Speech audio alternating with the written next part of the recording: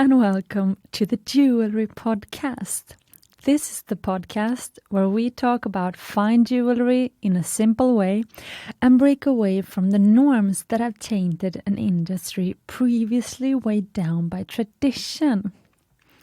I started this podcast because I am so passionate about educating others about this wonderful world of gemstones and fine jewelry, and because I want to help you build your own dream jewelry collection.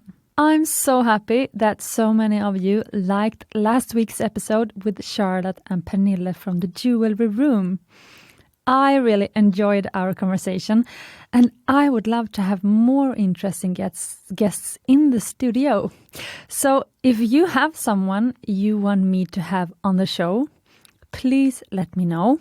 You can write to me on Instagram, Jewelry Podcast, where many of you actually have written about the episode last week. So that was very fun, and thank you for that.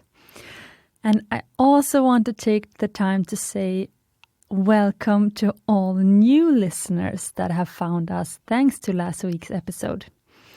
If you still haven't, I will remind you now that you can subscribe to the Jewelry Podcast so you get to know every day when a new episode is out, usually on Fridays.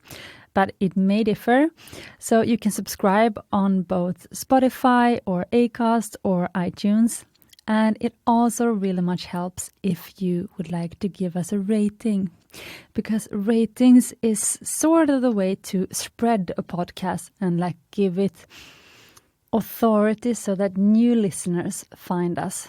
And for you who have rated us, thank you so much. It means so much.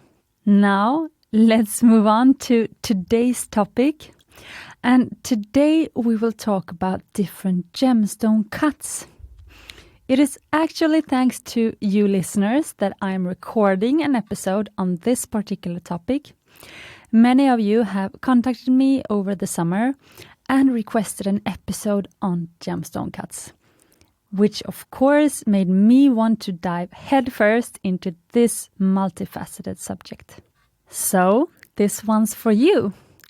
And besides many of you requesting this episode, I would also like to dedicate this episode to Helena, our newest team member at Mumbai, Stockholm, the jewelry brand I started 7 years ago. And Helena will work with our customer service, and she's currently in training to take client consultations, both in our Stockholm showroom and virtually over FaceTime, Zoom, and WhatsApp. And Helena specifically requested to learn more about different cuts because she found it hard to find adequate information anywhere else. Which is why I thought this would be the perfect time to record this cutting-edge episode. So that you, I and Helena can gain a lot of new knowledge on the topic that we can then share with friends, family, and anyone who will listen.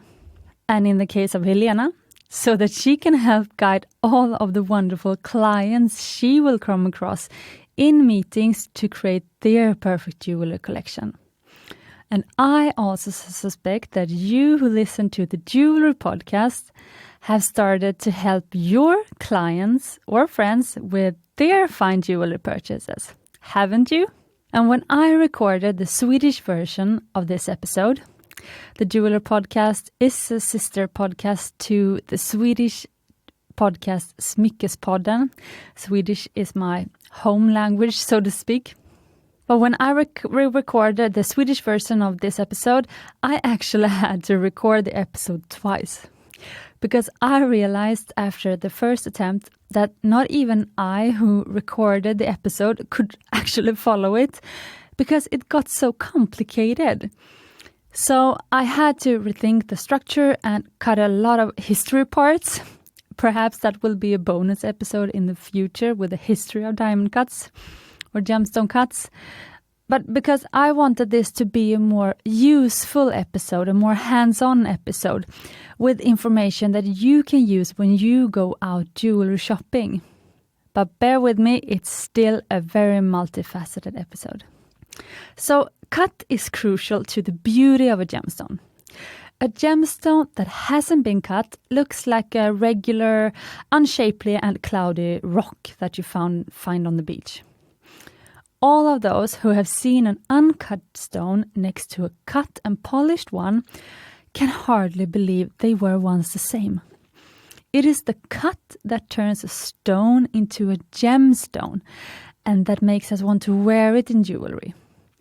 Actually, it's the cut that even makes it possible to wear. So, in the first episode of Cutting Class, pun intended, we will talk about the sparkling brilliant cut, the majestic princess cut, the luxurious asscher cut, and antique diamonds with older cuts. So let's get this show on the road.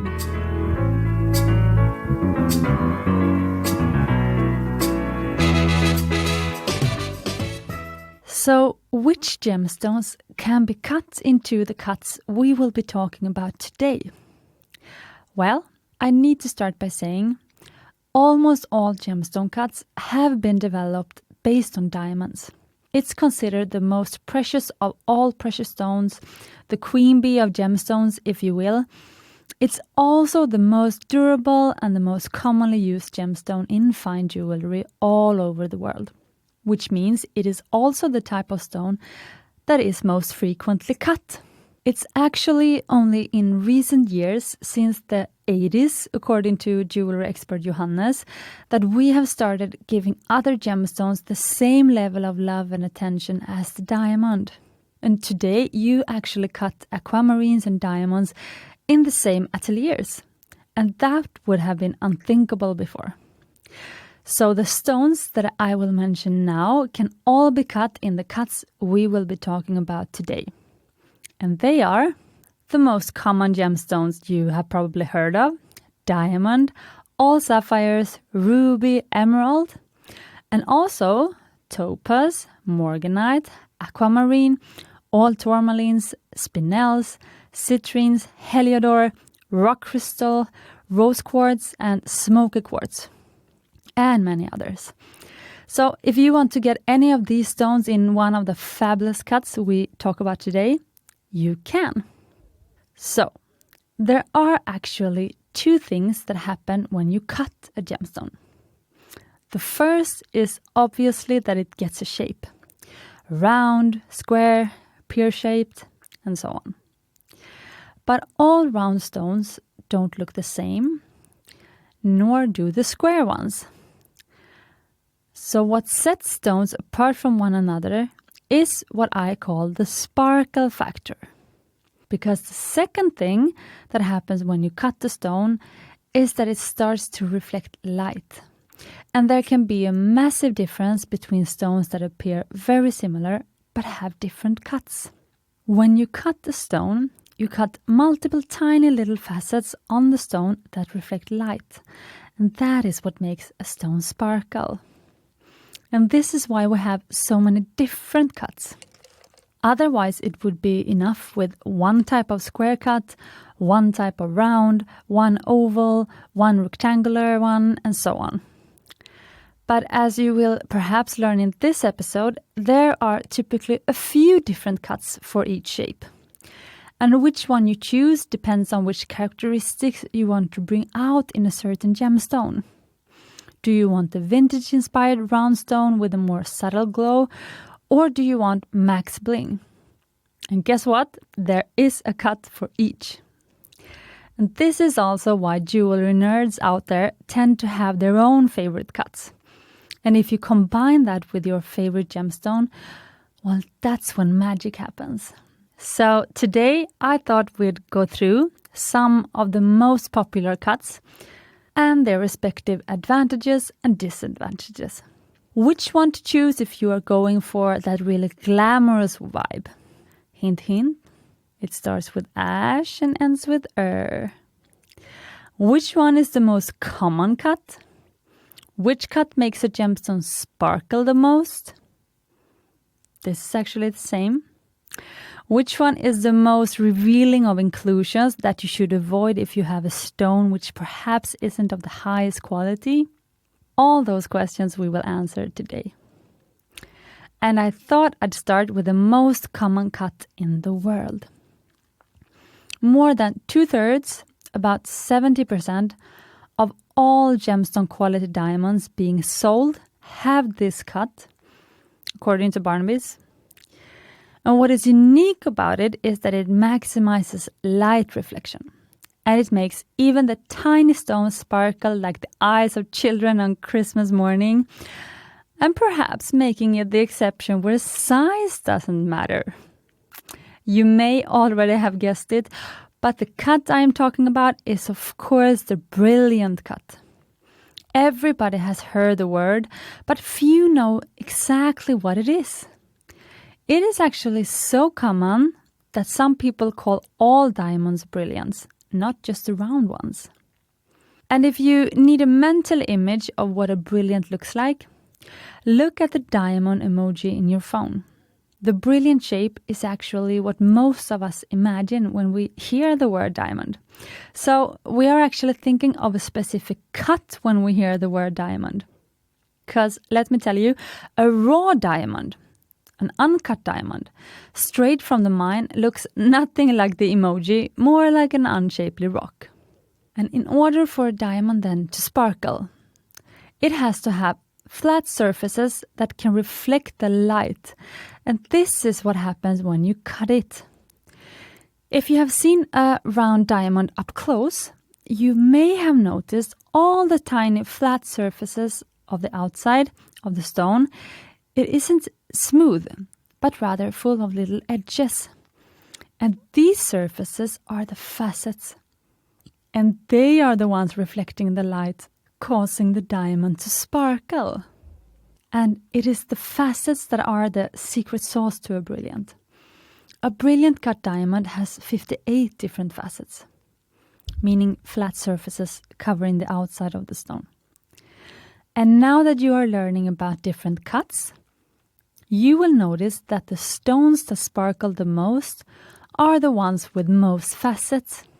And that is because it is the facets that absorb and reflect light.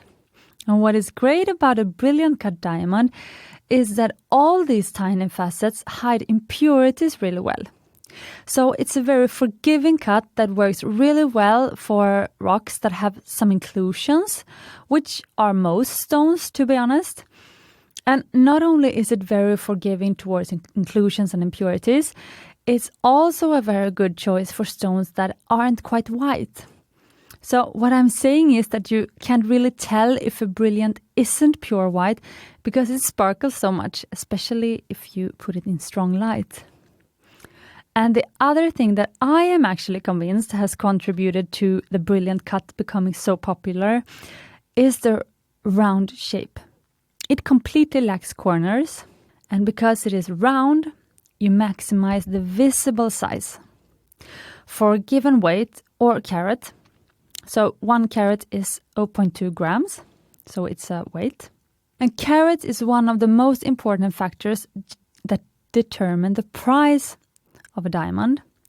So it's not how big the stone looks, which means that you want it to look big for each given carat. And that's where a brilliant cut comes well in handy. So let me use an example. A round diamond that is 6.5 millimeter in diameter weighs exactly 1 carat. But if you had kept the corners whilst cutting the diamond, so it would be square instead of round, the same diameter, 6.5 millimeter in diameter, would have weighed 1.5 carat. 50% more, just because you kept the corners, but the diameter would be the same. And even though the square stone wouldn't actually cost 50% more, it still would have been significantly more expensive, say around 30% more expensive. So, if you want a 6.5 millimeter diameter stone, picking the round one is cheaper, and the square one would be around 30% more expensive. And then you can ask yourself, why isn't the square stone as expensive per carat as the round one? Why is it only 30% more expensive if it weighs 50% more? All other factors equal then, with clarity and color and so on. And it is because you are actually able to keep more of the raw diamond weight in the cutting process. So often you are left with about 80% of the weight of the original raw rock after you finish the cutting process of a squared stone, compared to keeping only about 50% of the raw stone when cutting it into a round stone. And this is reflected in the prices, with a lower carat price for squared stones. Or really, then all cuts where less raw diamond material goes to waste. And this is actually then the perfect segue to the next cut we will talk about today, the square cut, that is the second most popular cut in the world. And it's not just any old cut, it's the famous princess cut. And many people probably think of the classic Tiffany solitaire when you hear the word princess cut. And a lot of people actually think that the square shape makes a stone look both modern and classy. And actually, when the cut was created at the end of the 1970s, so it's a fairly new cut, it's only been around for 50 years, the goal was to create a cut that would look more majestic than the round brilliant. However, there is a common trait that is shared between these two different cuts, and it is the facets. So when creating the princess cut diamond, they kept the facets from the brilliant, so the princess cut was created to have optimal light refraction and sparkles almost as much as a brilliant. And not only does the brilliant cut and the princess cut share the same number of facets, these tiny small edges on the stone, but both were developed to sparkle as much as possible.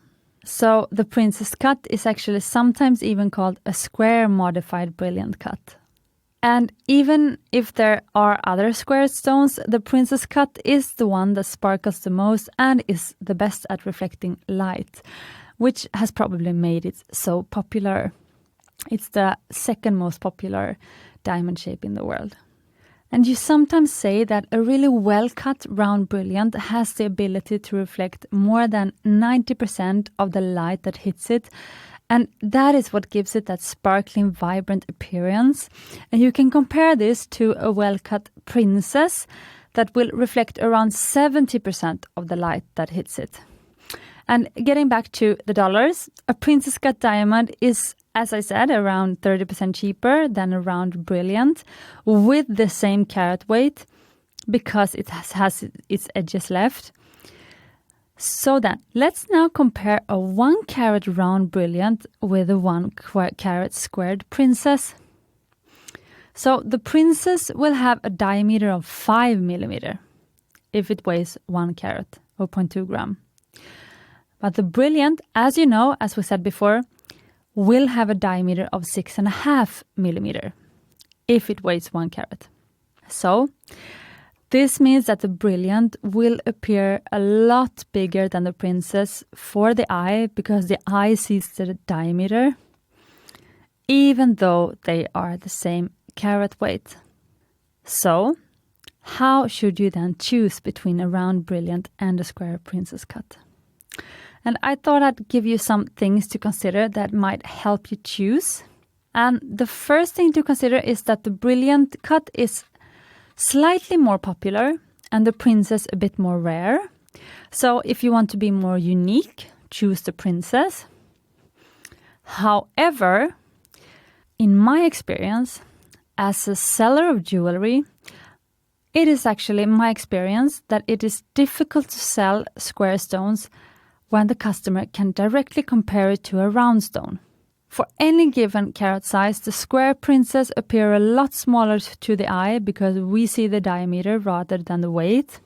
So if you're shopping on a budget, you will get a smaller looking square stone compared to a round one for your money, even though the squared stone will have a lower carat price than the round one, because the difference doesn't weigh up to the loss of millimeters in diameters. I really hope I made this clear now. I feel I've said it so many times in the podcast, but it's so important. And the next thing is that both cuts are ideal for stones that aren't necessarily of the highest quality, because they are good at all the facets are very good at obscuring inclusions and impurities, and actually even color. They sparkle so much you might not even notice that a stone isn't bright white, but rather veer toward yellow or gray if you're not a diamond specialist. So if you have a budget to consider, then you might not need to get the highest clarity, the highest color, all those high quality gradings if the cut is really well made, which is actually also why many of gemstone experts out there, they look at the cut more than the other 3 C's, the clarity, carat, and the color, because the cut is really what most people think makes a stone beautiful. And with all this said, many people have a preference for one or the other. Either you like square stones or you like round ones, and then you follow your heart. But what about when you don't want to max on the sparkle factor? Because that is the signature trait of the 2 most popular cuts, the Brilliant and the Princess. Do you always want as much sparkle and radiance as possible? What could be the reason to tone down the sparkle and pick a cut that doesn't reflect as much light? And there are actually multiple reasons. And what cuts can you pick then? And amongst the round cuts, there is actually one old cut that was developed long before the Brilliant cut. The Brilliant cut, as we know it today, was actually developed the same year women got the right to vote in Sweden, 1919. But the Brilliant cut was developed in Belgium by a 20-year-old mathematician and engineer by the name of Marcel Tolkovsky, who was born 1899 into a family of diamond cutters. And in 1919, at the mere age of 20, he presented his dissertation titled Diamond Design, where he described the optimal Brilliant cut. Optimal in the sense that it was the one that maximized light reflected of all diamond cuts. And because this trait is called brilliance in English, the cut was simply named Brilliant. But Tolkovsky didn't only define the placement of each facet on the surface of the diamond, he also defined the optimal angles the stone should have for light to refract optimally. And that is why, still today, when you look at a diamond certificate, you can see how pointed the bottom end of a diamond is, because it affects how it absorbs light and how much it sparkles.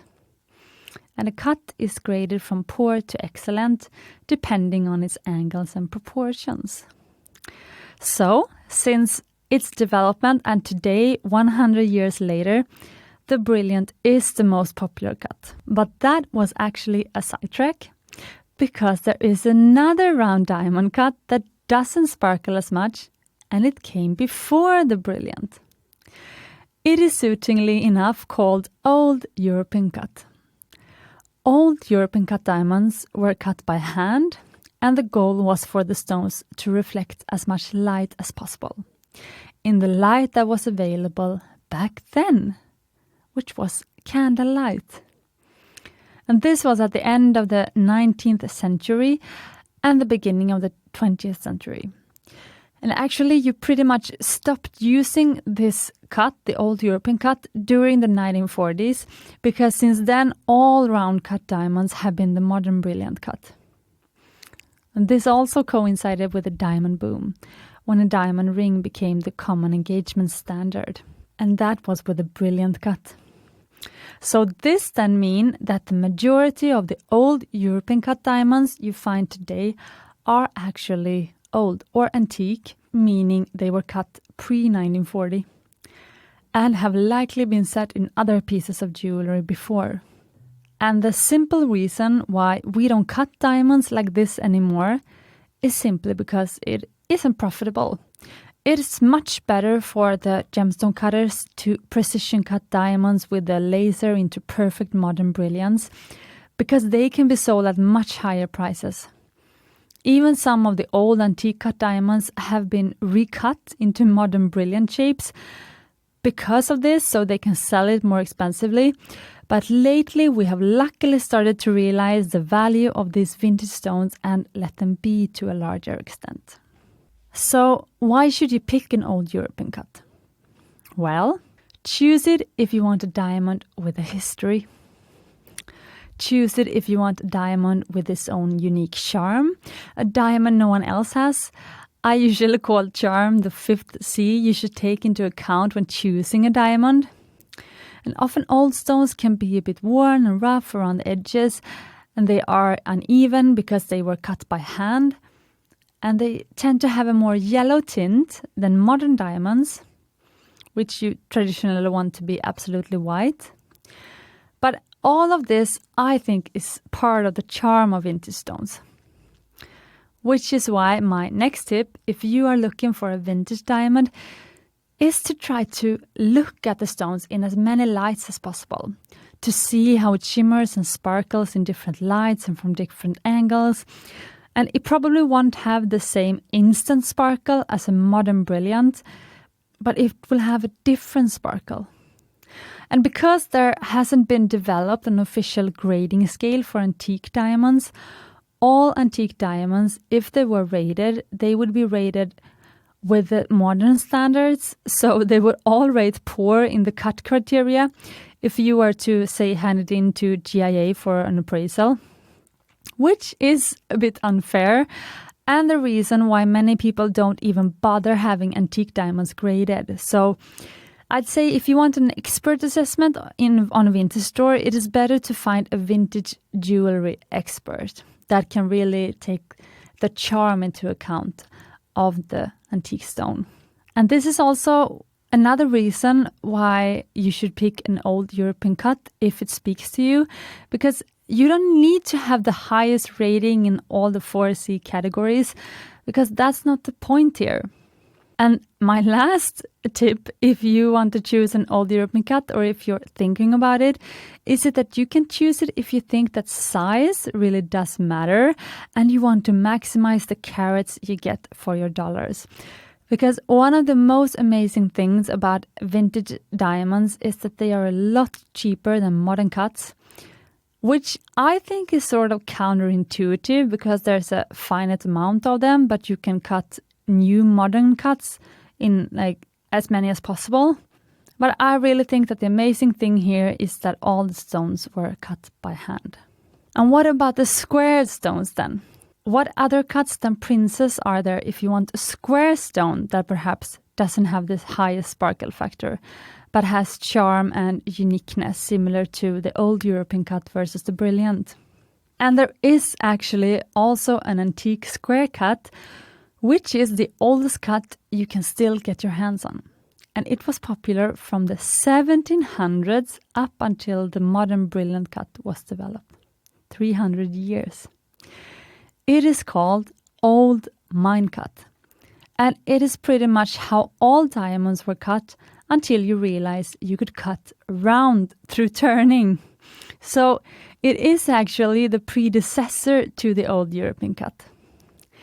And the best way to describe its appearance is to imagine a soft cushion.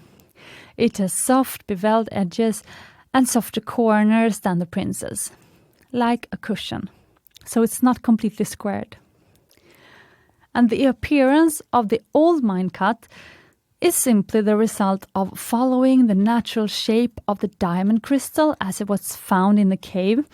And you wanted to waste as little of the diamond as possible, because when this diamond cut was developed, we hadn't yet found South Africa's massive diamond deposits, because they were found at the end of the 19th century.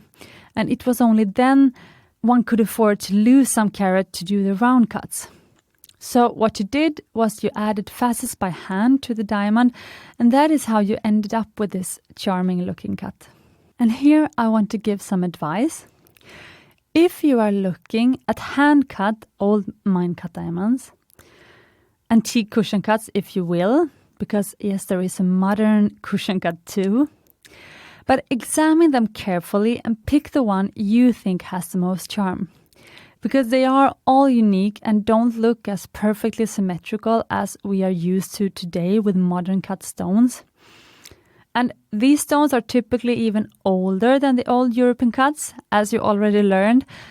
So count on them being even more worn and fragile, if you will. And again, the difference between an old mine cut and a modern princess cut is that it doesn't reflect light in what we could define as an optimal way today, which makes it a lot cheaper than a princess cut. So you can really treat yourself to a real skating rink of a rock. And I love the old mine cut because I think it's incredibly romantic. If you see it sparkle, you have to see it in real life. But last but not least, for this episode anyway, there is another amazing cut I would like to talk about. It is not a very old cut, or it is, but not as old as the old mine cut, but it's an incredibly luxurious one. And this cut has a more original name, you can say, because it is named after the person who invented the cut. It's called the asscher cut and was created in Amsterdam in 1902. So again, before the sparkle optimal brilliant cut was developed. And here they were using more modern tools in the cutting process, tools that were invented during the Industrial Revolution.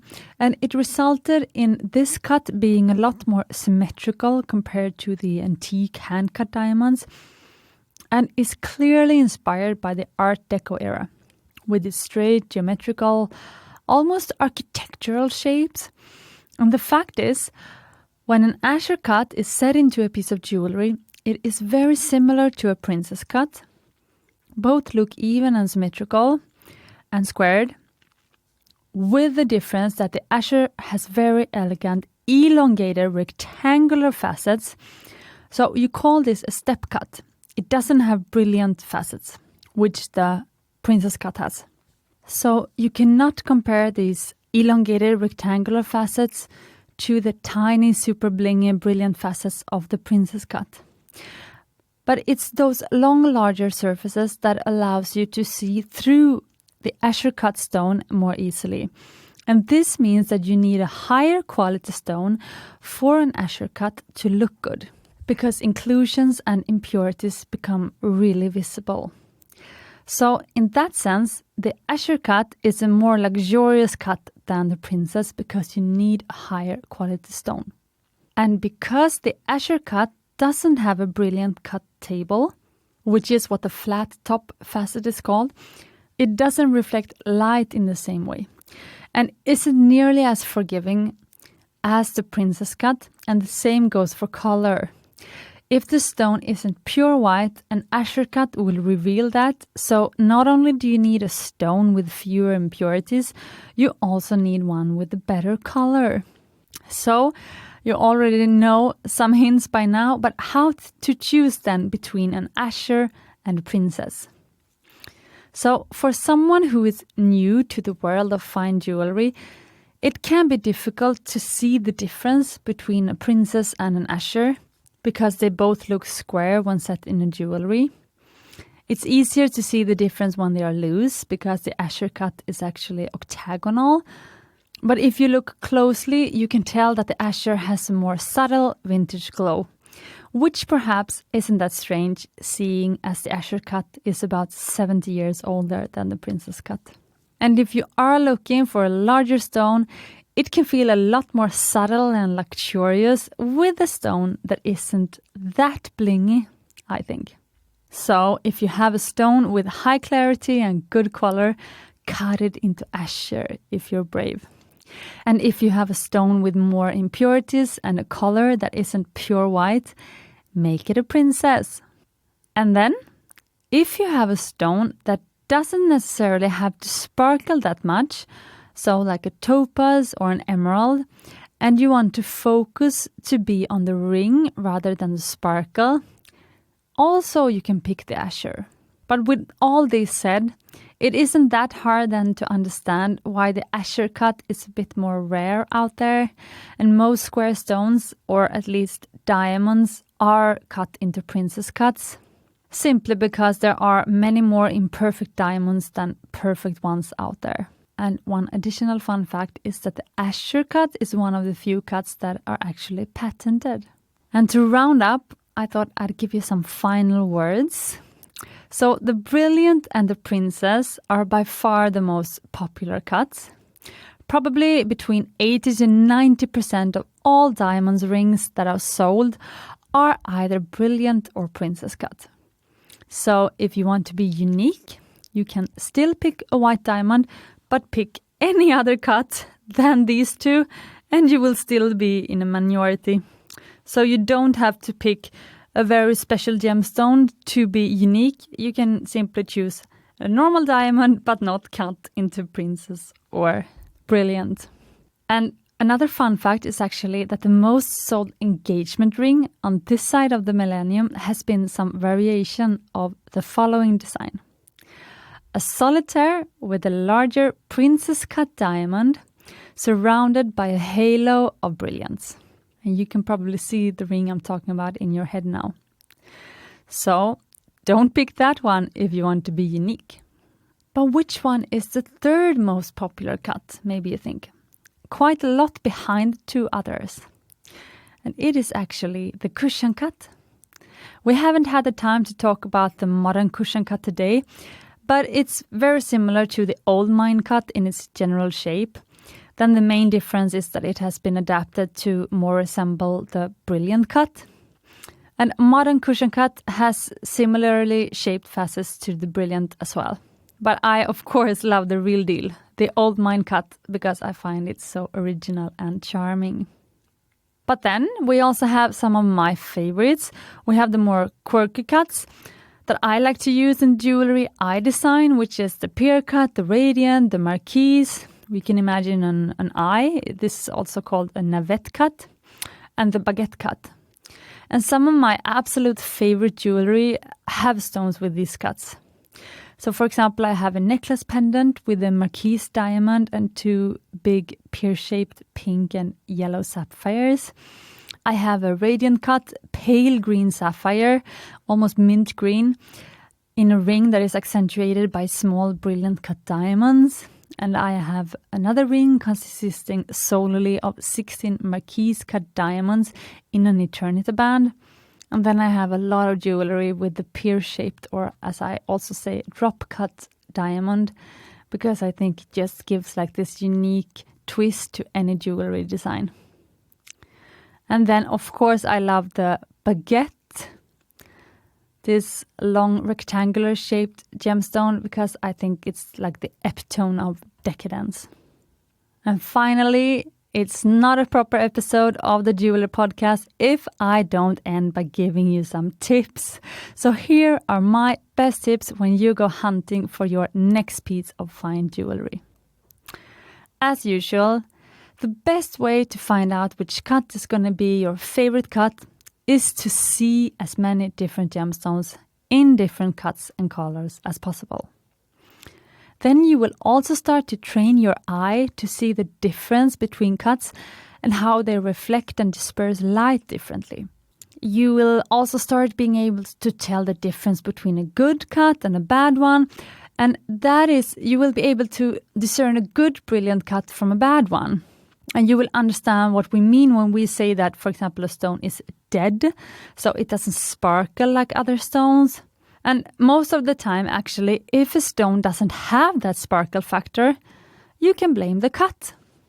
Of course, it could also be dirty, so always wash your jewelry before examining the sparkle. And small tip, if you don't have an ultraviolet cleaner at home, in Sweden they are about 60 euros in a hardware or auto supply store, you can clean your jewelry with dish washing liquid, hot water and a toothbrush. My next tip. As always, go with your gut feeling. Just like we have favorite colors and different preferences for the couches we pin on Pinterest, we have our favorite cuts. So Google the cuts that caught your interest and see which ones you are drawn to. That might tell you what you should put in your next jewelry piece. And the third tip, we tend to get sparkle and size mixed up. The more a stone sparkles, the bigger it is perceived. You can also create an illusion of a bigger stone by adding a brilliant halo around your smaller stone. And that is a trick commonly used in engagement and wedding rings, actually. Because it is significantly cheaper to add a halo of stones around a smaller center stone than buying a center stone that has the same diameter as the small stone plus the halo. So that could be a trick or treat, maybe. And next tip, there is a reason for everything. Even the reason why you're drawn to a certain shape of gemstones. For example, if you are really into interior design, you might be drawn to the more architectural shapes like the asscher or the emerald cut of gemstones. And I, who love flowers and soft shapes, are drawn to the rounder shapes like marquise or oval. And play with colors and cuts. For example, I like femininity, soft shapes, and pale pastel colors like pale pink, light green, and champagne. And one of my favorite rings is a ring where I have this gorgeous mint green sapphire, as I told you before, cut in a very hard and edgy way with a lot of light reflection, the radiant cut. And I love it just because of that it's the perfect mix between hard and soft. So it has an edgy cut, but a more feminine color. And to you, finding that perfect combo between feminine and masculine or hard and soft might mean choosing a black, brilliant cut diamond for your solitaire ring. And now that you know the secrets of the different cuts, use it to your advantage. Do you want a luxurious ring that looks a bit more subtle from afar or more subtle to the untrained eye? Pick one of the heavier cuts, like asscher or princess. Only the real jeweler nerds will know what a true gem, pun intended, you have. And you can also trick the eye with different settings. You will notice as you look at different jewelry that many different settings will use smaller round brilliants to trick the eye to think a stone looks, for example, square or marquise. Simply because it is cheaper that way. And now you know why. Round brilliant cut diamonds are the stones that look the biggest in relation to their carat weight. So many jewelry designers or goldsmiths out there actually trick the customer or trick the customer's eye by using round brilliants to create the shape of, for example, marquise, instead of just using a marquise cut diamond from the beginning. And my second last tip, don't become blinded by the different cuts. Often there is a reason why a stone is cut in a certain way.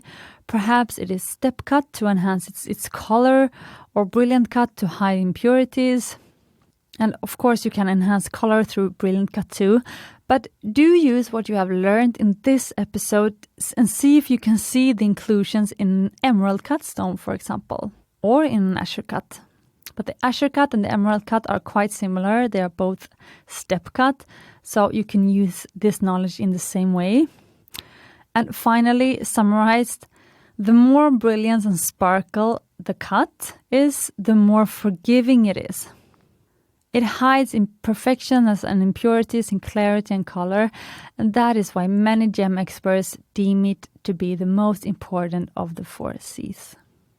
But then, how do you know if a cut is good or bad? It can be pretty difficult to know how much a diamond should sparkle if you haven't seen that many diamonds or don't have any others to compare it to.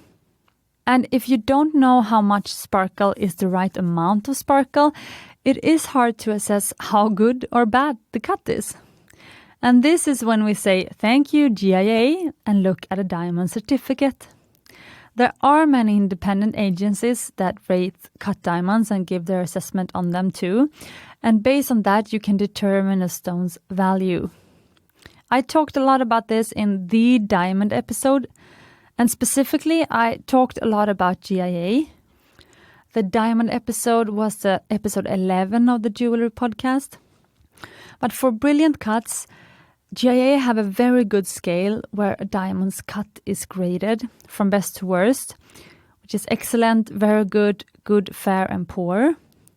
So my best tip here is don't buy a modern brilliant cut diamond without a GIA certificate or a certificate from another agency, especially if it is already set in a piece of jewelry when you don't have a chance to see the entire stone. There is a reason why stones are graded before they are set into jewelry, because it is impossible to do a complete assessment when it is set in a jewelry. And this is of course true for other cuts as well.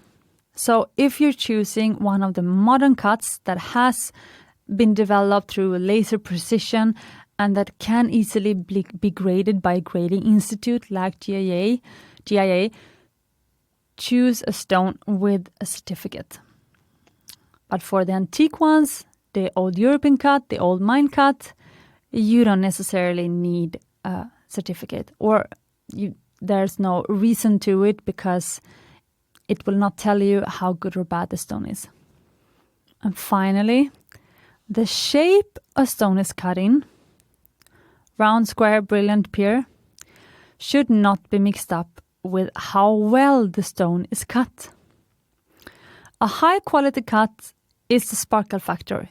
It means that the stone reflects light better than a lower quality cut stone.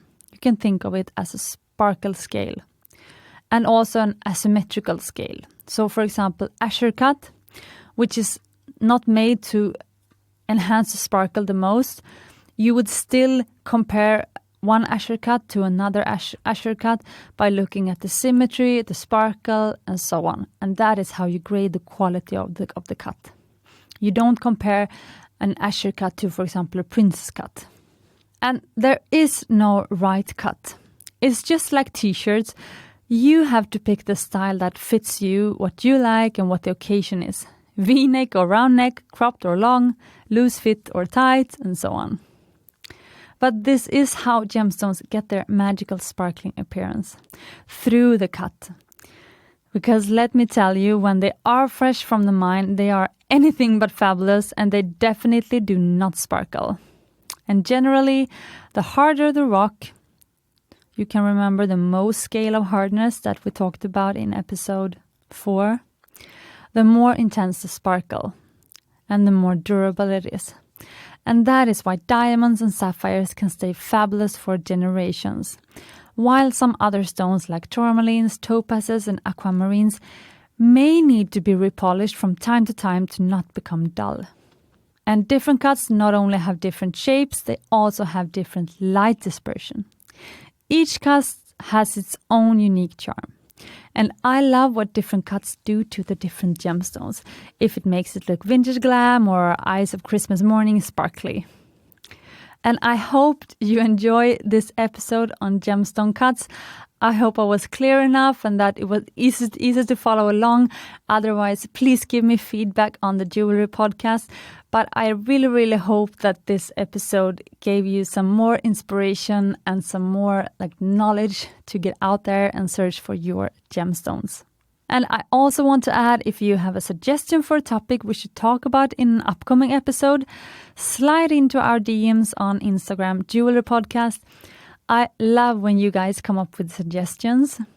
And if you are thinking about a subject, I can almost guarantee that someone else has thought of it too, the exact same topic. So for yourself and all other listeners, do write in. Thank you so much for joining me today. And don't forget, you deserve fine jewelry and sparkly gemstones.